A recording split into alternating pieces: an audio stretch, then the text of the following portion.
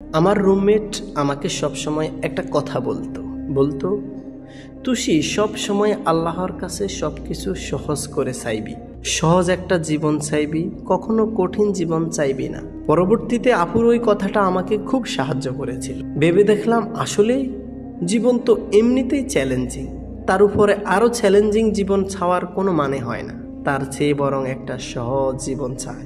এরপর থেকে আমি সব সময় আল্লাহর কাছে এই একটা দোয়া করতাম, এখনো করি, তা হলো ইয়া আল্লাহ, আপনি আমাকে দুনিয়া ও আখিরাতের সবকিছু সহজ করে দেন। এমনকি এখন কেউ যদি বলে তুষি আমার জন্য দোয়া করিও, তখন আমি তার জন্য এই দোয়াই করি, ইয়া আল্লাহ আপনি তার দুনিয়া ও আখিরাতের সবকিছু সহজ করে দিন। দোয়া করি আল্লাহ আমাদের সকলকে দুনিয়া ও আখিরাতের সবকিছু সহজ করে দিক, আমাদের একটা সহজ জীবন হোক।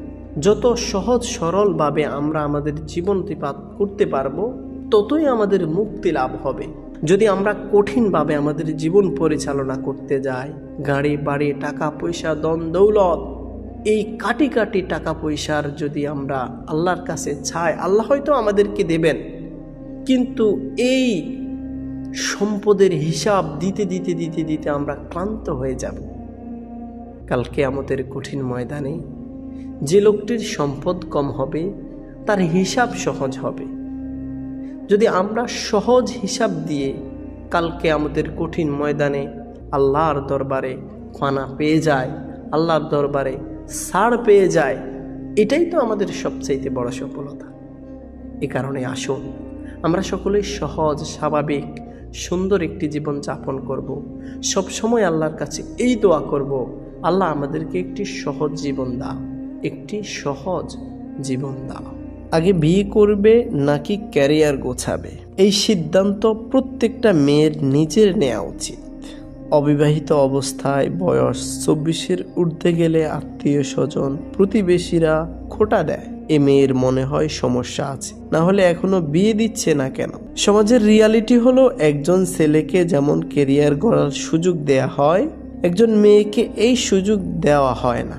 একটা মেয়ে যদি আগে নিজের পায়ে দাঁড়াতে চায়, নিজের উপর ডিপেন্ডেন্ট হতে চায়, নিজেকে আরো ম্যাচিউরড করে নিতে চায়, তাতে দোষ কোথায়? ছেলেদের বলা হয় আগে ক্যারিয়ার গড়ো, তারপর ভালো পাত্রী খুঁজে নিও।